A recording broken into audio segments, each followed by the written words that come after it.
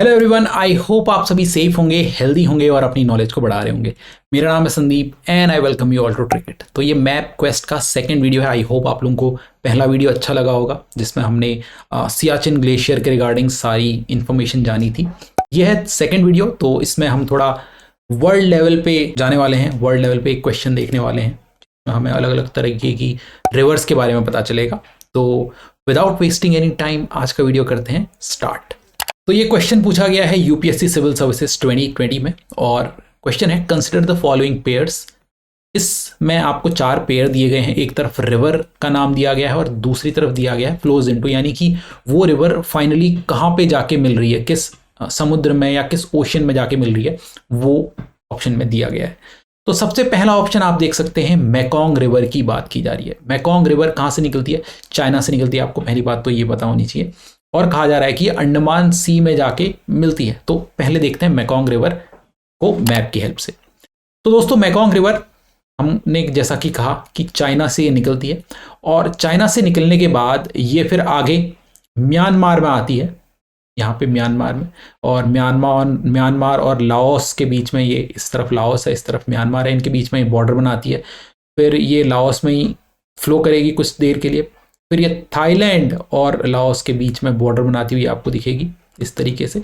इस तरफ है थाईलैंड, इस तरफ है आपका लाओस। और फिर उसके बाद ये आगे आपको देखने को मिलेगी कंबोडिया और वियतनाम में। ठीक है, इनके बॉर्डर पे भी ये थोड़ी देर के लिए फ्लो करती है, और ये लास्ट में वियतनाम में पहुंच के ये फाइनली इधर एक समुद्र पड़ता है, सी पड़ता है, जिसको बोलते हैं साउथ चाइना सी, जहाँ पे बहुत बड़े बड़े विवाद होते रहते हैं।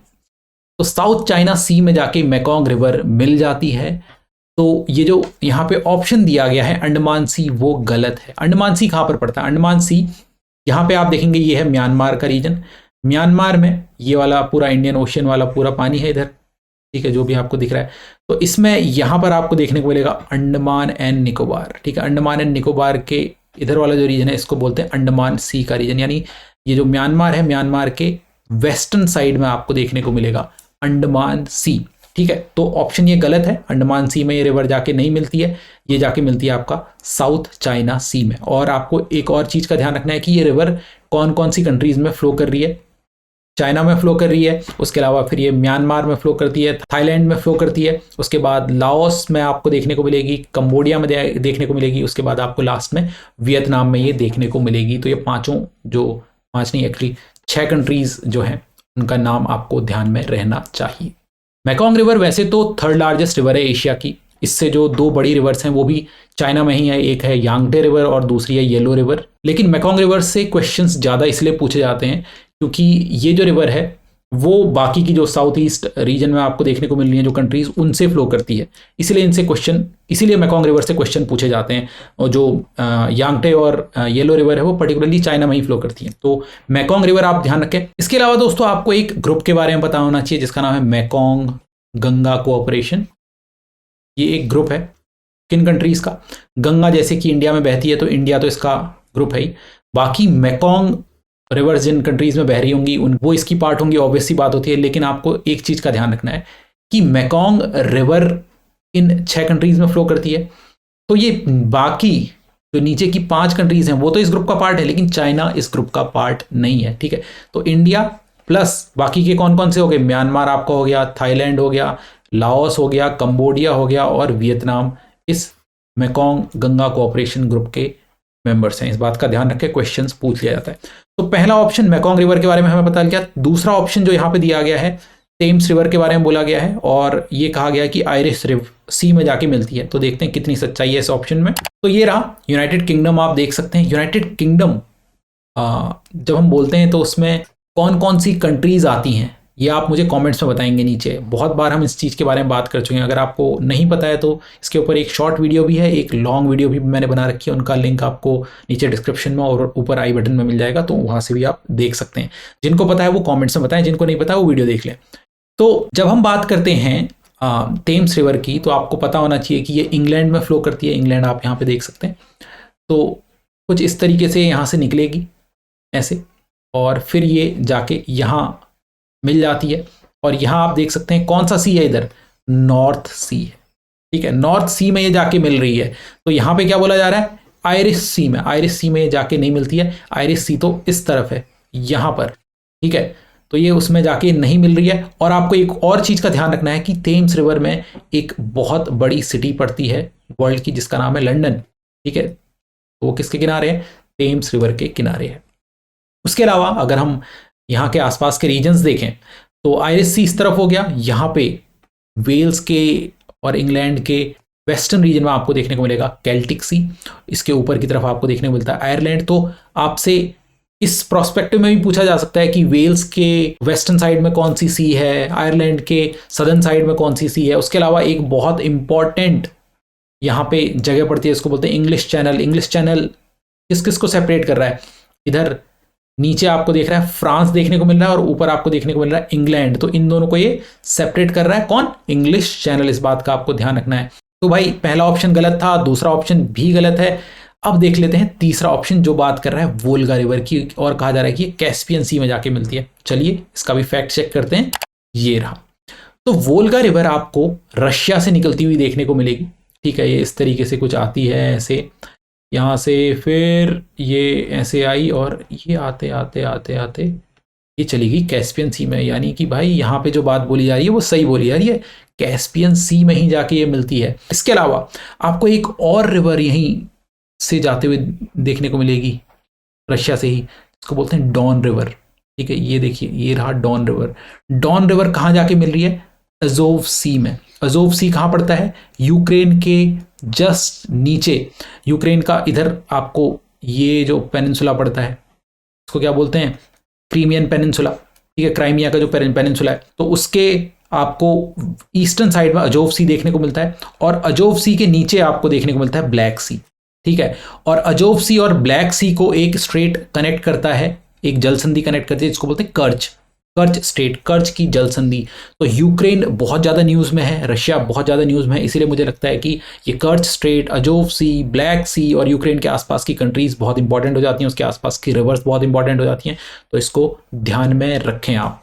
तो आपको यहाँ से क्या पता चला कि जो हमारा वोल्गा रिवर है वो सेकंड लार्जेस्ट रिवर है यूरोप की, और वो जाके मिलती है कैस्पियन सी में। एक रिवर है डॉन रिवर, वो जाती है अजोव सी में। अजोव सी के नीचे आपको देखने को मिलेगा ब्लैक सी। ब्लैक सी और अजोव सी को जो स्ट्रेट कनेक्ट करता है वो आपका है कर्च स्ट्रेट, ठीक है।